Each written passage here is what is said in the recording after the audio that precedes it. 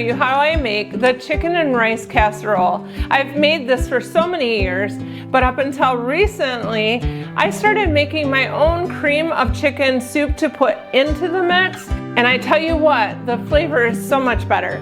But of course, if you don't have time to make that, just use the can. It still turns out wonderful. But another added benefit to this homemade version is that it's healthier. So let's get started. We're going to turn our skillet on to medium-high heat, and then we'll add 3 tablespoons of butter. And once the butter is melted, we're going to add 1 small shallot, which is about 2 tablespoons. I don't have shallots, so I'm going to use 2 tablespoons of diced onions. And then it calls for 1 clove of garlic minced. I'm using a half a teaspoon of dried minced garlic. We're gonna saute this for about 3 minutes. This recipe calls for 2.5 tablespoons of unbleached all-purpose flour. Because I'm using fresh milled flour, I will be using 3 tablespoons. I'm gonna turn my skillet down. This is browning way too fast.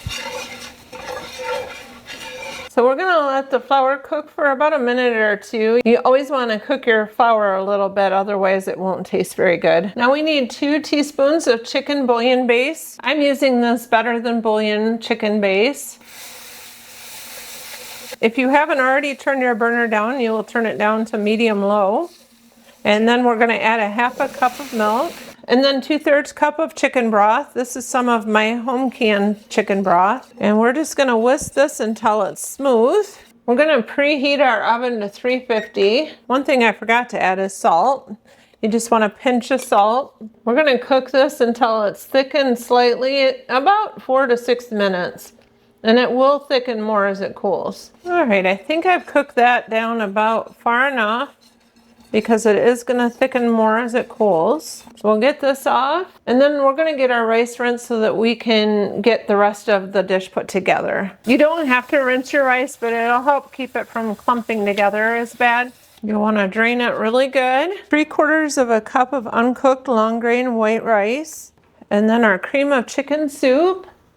And if you were using the store-bought cream of chicken soup, you just use one of the 10-ounce cans. And now we're gonna add 1.25 cups of water, a half a teaspoon of onion powder, 1/4 teaspoon of pepper. Let's go ahead and stir that together. Now we're gonna put our chicken breast on the top. It calls for 4 chicken breasts. I had 3 chicken breasts, but they were kind of big, so I cut them smaller. This is the first time I've used this dish, and I'm thinking it might be too small. But I'm gonna go ahead and use it, and I'll put a pan under it. Putting a cup of cheese on here, and you can add extra if you like. I forgot that you don't add the cheese till the end. It's been a while since I made this, so there's a little bit of cheese on here, but that's okay.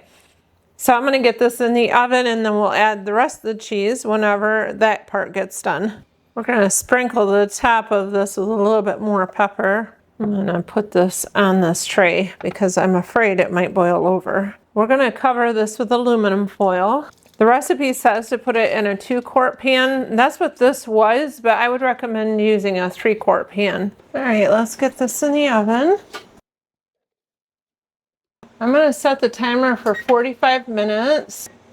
And then we'll come back and check it at that time. All right, let's get this out of the oven.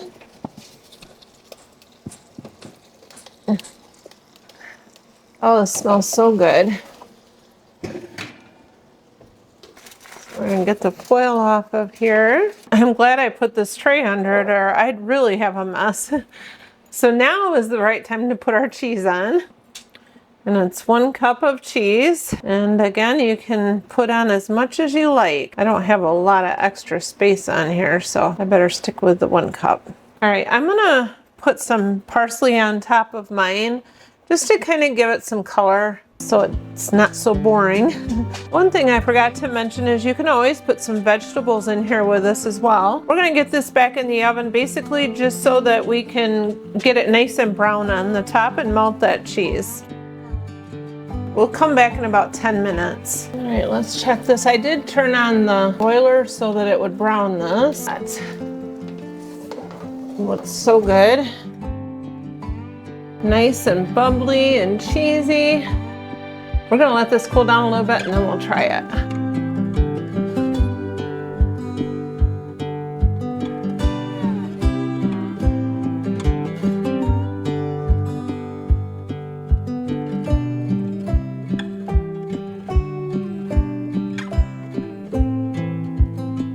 somehow I managed to forget to turn on my microphone.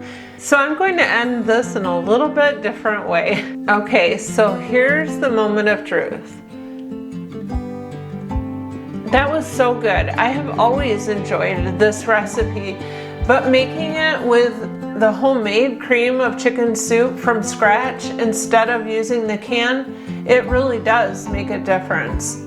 You can taste it, it's richer, it's creamier, and you actually know what is in it. If you enjoyed this recipe, I would love it if you would subscribe. Bye for now.